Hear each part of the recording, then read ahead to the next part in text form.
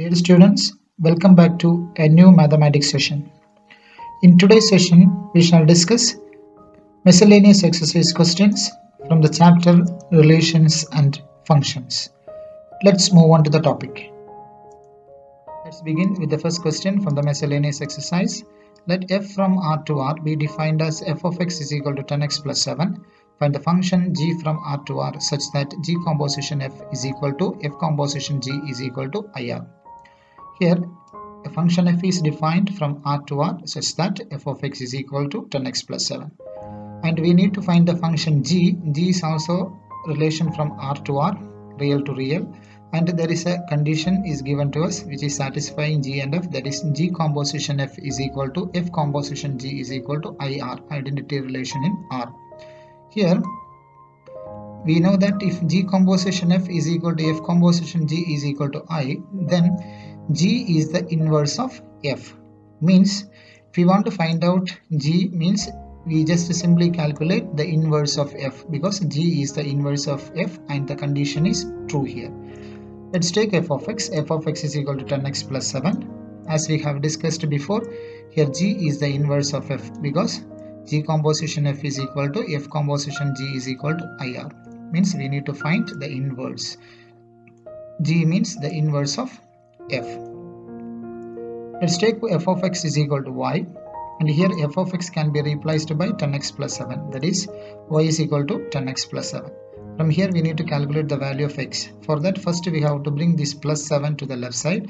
That means plus 7 coming to the left side means minus 7, that is y minus 7 is equal to 10x. Then let's interchange 10x is equal to y minus 7. From here x, if you want to calculate, bring 10 to the right side, will come as the denominator. That is x is equal to y minus 7 divided by 10. So we have got x in terms of y. So let g of y is equal to y minus 7 divided by 10. So g of y we have considered, that is y minus 7 divided by 10. Let's calculate g composition f. G composition f means, as per the definition, g composition f is equal to g of f of x. That is equal to g of f of x. We know that it is 10x plus 7. So f of x can be replaced and substitute 10x plus 7. G of 10x plus 7. Now we have to move on to g function, and y we have to replace and put 10x plus 7. That is, this y we have to replace, that is 10x plus 7. Then there is a minus 7 next, that we have put here minus 7 divided by 10 as it is in the denominator. So when we expand the bracket, we will get as 10x plus 7 and this minus 7 divided by 10. This plus 7 and minus 7 can be cancelled. That is equal to 10x divided by 10, and 10 and 10 can be cancelled, and we have got as x. Next, this is an identity element in R. F composition g we have to calculate next. First we have calculated g composition f. Next f composition g we have to calculate. F composition g is equal to, as per the definition, it is f of g of y.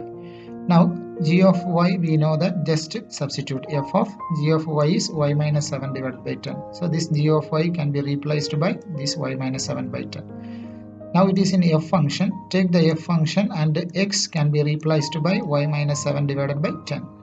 That is 10 into x can be replaced with this one, y minus 7 by 10. So 10 into y minus 7 by 10 plus there is a 7 here, that also will be coming here. Then this 10 and this 10 can be cancelled and will be coming as y minus 7 plus 7. Again this minus 7 and plus 7 can be cancelled and we will be getting as y. That is equal to, again, an identity element or identity relation. Now we have got as g composition f and f composition g as IR. Then we can say that f is invertible and the inverse of f is g. Inverse of f is g means g we have calculated here, that is y minus 7 divided by 10. So find the function g from R to R, that is our question. So we have got a g function, that is y minus 7 divided by 10. Next we shall discuss question number 2. The question is, let f from w to w be defined as f of n is equal to n minus 1 if n is odd and f of n is equal to n plus 1 if n is even. Show that f is invertible. Find the inverse of f. Here w is the set of all whole numbers. So here a function is defined from w to w, means whole number to whole number. And f of n will take n minus 1 if n is odd, and f of n will take n plus 1 if n is even. And we need to show that f is invertible. For proving a function which is invertible means we need to prove that it is both 1 1 and 1 2 or bijective. So find the inverse of f, that is a question, and w is the set of all whole numbers. So let's write the function in proper format, that is f of n is equal to n minus 1. F of n will take n minus 1 if n is odd, and f of n will be equal to n plus 1 if n is even.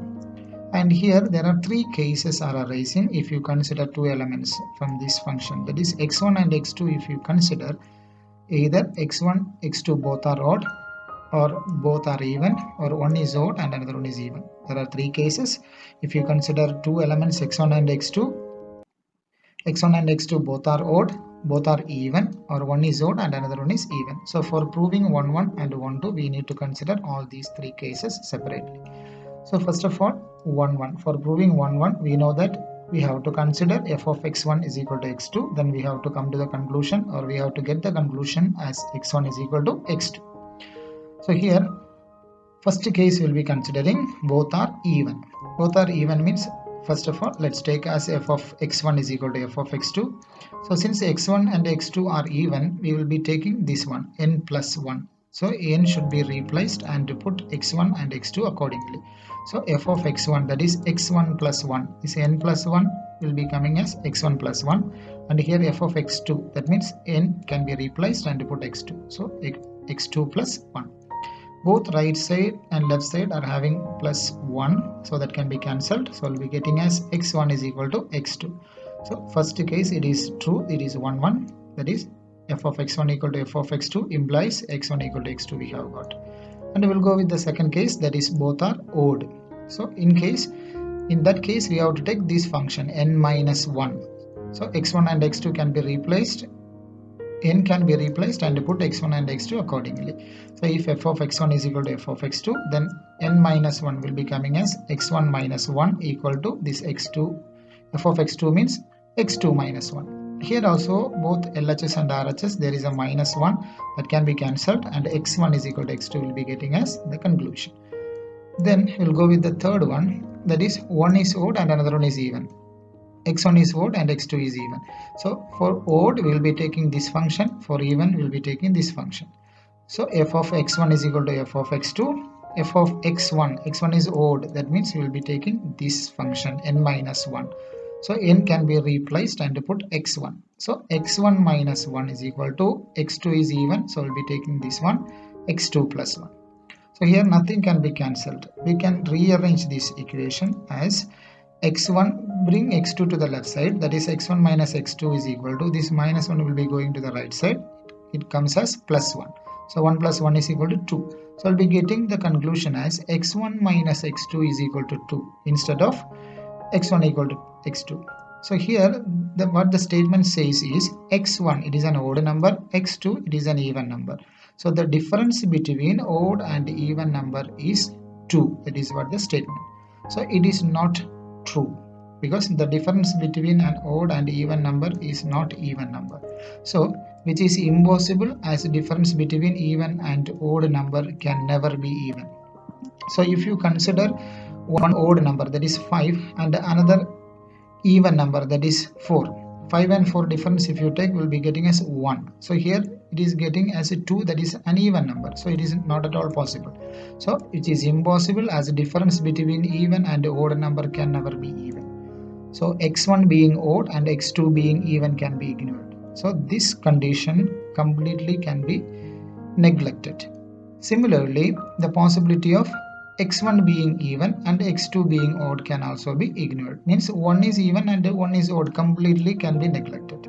So we'll be having only two conditions. One is both are even and another one is both are odd. In both these conditions we are getting as x1 is equal to x2 as conclusion. That means if f of x1 is equal to f of x2 implies x1 is equal to x2. So the function is 1 1. Next we have to prove on to the given function f of n is equal to n minus 1 if n is odd, n plus 1 if n is even. So here let's take f of n is equal to y. Previously we used to take f of x is equal to y, but here it is given to us f of n. So we will be taking as f of n is equal to y, y element of w whole numbers. The first case, if n is odd. If n is odd, we will be taking this function, that is n minus 1, that is f of n is equal to n minus 1. We have taken f of n as y, so y is equal to n minus 1. Let's go through this statement very clearly. N is an odd number. Odd number minus 1. 5 is an odd number. 5 minus 1 is 4. 4 is an even number. So we can come to the conclusion as if n is odd, we'll be getting an even number. Y is even. If n is odd, y is even. This is what the conclusion we are getting from this statement. Next case, if n is even. If n is even means we'll be taking this function n plus 1, that is f of n is equal to n plus 1, and f of n can be replaced as y, so y is equal to n plus 1. And let's analyze this statement also. N is an even number. Even number plus 1. 6 is an even number. 6 plus 1, 7 is an odd number. So we can come to the conclusion, if n is even, y is odd. So let's visualize this one. W to W is our relation. Whole number is having both odd and even numbers. Here also having both odd and even numbers. And if n is odd, if your input is odd, we are getting the output as even. And here also even number input means we will be getting as odd. Means odd is related to even and even is related to odd.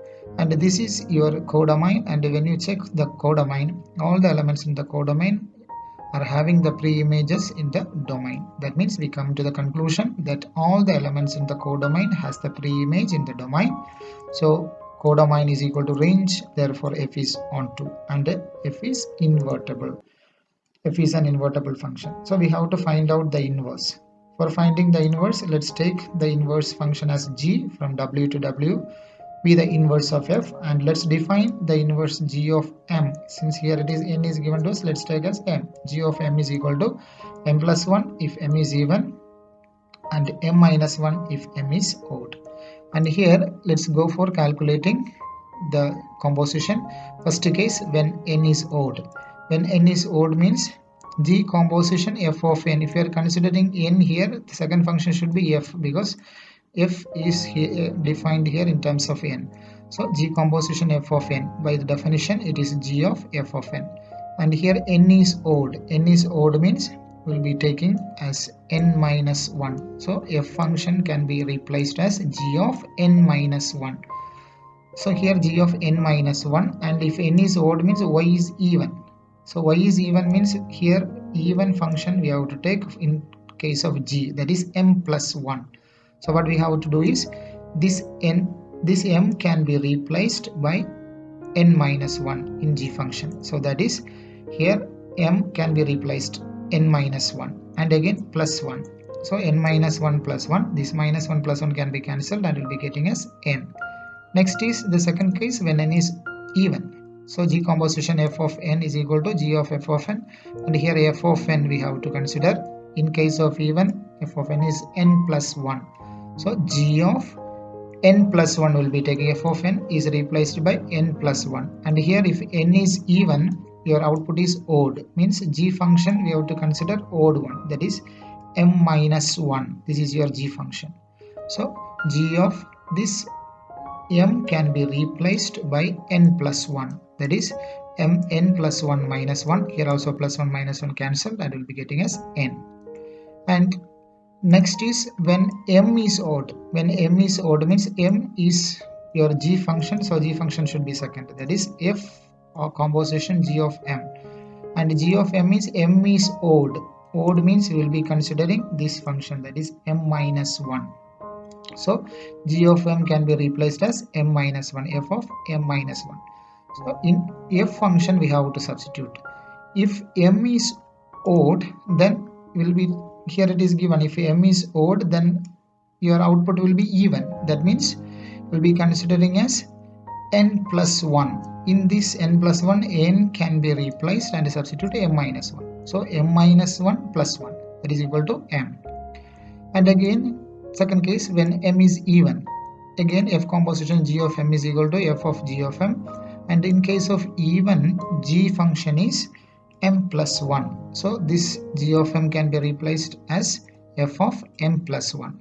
And if your input is even, your output is odd. That means you will be taking here n minus 1. F function will be considering as n minus 1. That is, n minus 1 means n can be replaced and substitute m plus 1. So m plus 1 minus 1, both the plus 1 and minus 1 can be cancelled and will be getting as m. That is, G composition F and F composition G, both G composition F as well as F composition G, we are getting the identity element. So that is IW, identity element in whole number. That is IW in both the cases we are getting. Therefore, we can say that inverse of F is given by F inverse, and that is equal to G. Here G composition F is an identity element. So G is the inverse of F. So G is the inverse of F means F inverse is equal to G, which is same as F. So the inverse of F is F itself. Next we shall discuss question number 3. If f from R to R is defined by f of x is equal to x square minus 3x plus 2, find f of x. So here f is from R to R, real to real, is defined by f of x is equal to x square minus 3x plus 2. We need to find f of x.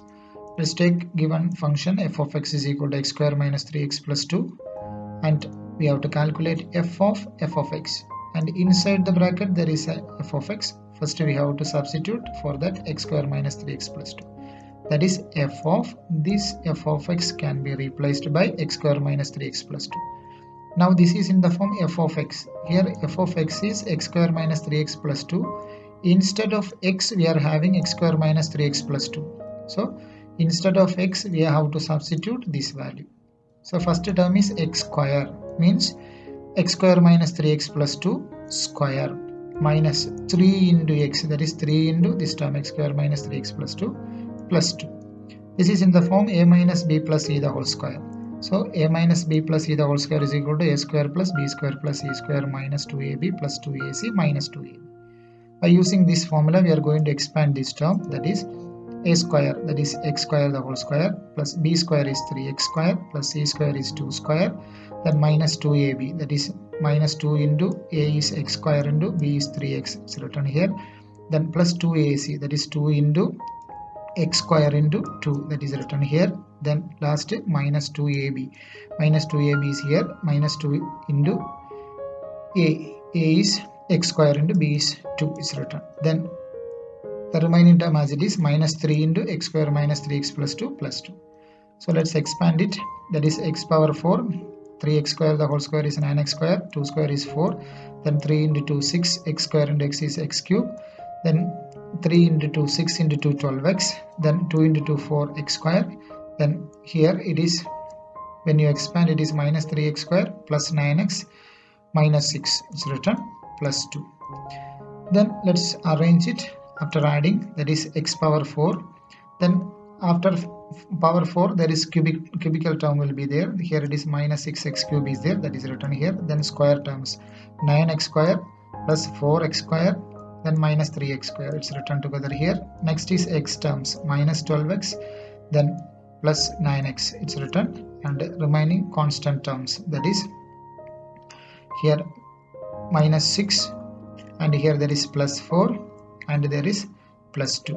So all we have arranged here, and finally after adding we will get as x power 4 minus 6x cube, and here 9 plus 4 is 13, 13 minus 3 is 10, so 10x square, and minus 12x plus 9x is minus 3x, and here 4 plus 2 is 6, 6 minus 6 can be cancelled. So the final answer is x power 4 minus 6x cube plus 10x square minus 3x. Next we shall discuss question number 4. Show that the function f from R to x element of R such that minus 1 less than x less than 1 defined by f of x is equal to x by 1 plus modulus of x, comma x element of R is 1 1 and onto function. So we have to prove that this function is 1 1 and onto. Let's take f of x is equal to x by 1 plus modulus of x, it is a given function, and by the definition we know that mod x is equal to x if x greater than or equal to 0 minus x if x less than 0. So this mod x we can write as x if x greater than or equal to 0 minus x if x less than 0. So let's rewrite the given function f of x as x divided by 1 plus x if x greater than or equal to 0. This mod x will take plus x if x greater than or equal to 0. So instead of this mod x we have put plus x here, condition is x greater than 0.